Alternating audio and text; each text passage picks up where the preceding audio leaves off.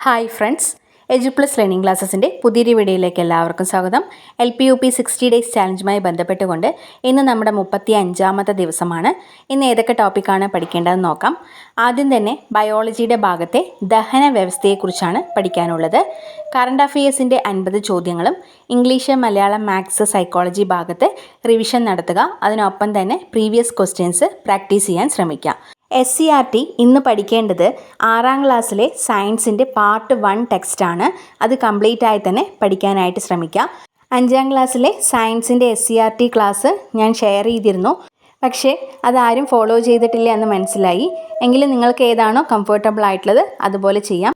Text book കയ്യിലുണ്ടെങ്കിൽ പെട്ടെന്ന് തന്നെ നമ്മുടെ പഠിച്ചു കഴിയും.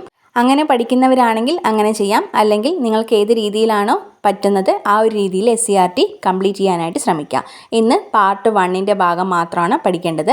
നാളത്തെ ദിവസമാണ് സയൻസിൻ്റെ പാർട്ട് 2 ബുക്ക് പഠിക്കാനുള്ളത്. അപ്പോൾ എല്ലാവർക്കും നല്ലൊരു പഠനം ആശംസിക്കുന്നു. നമുക്ക് മറ്റൊരു ക്ലാസ്സുമായി കാണാം. താങ്ക്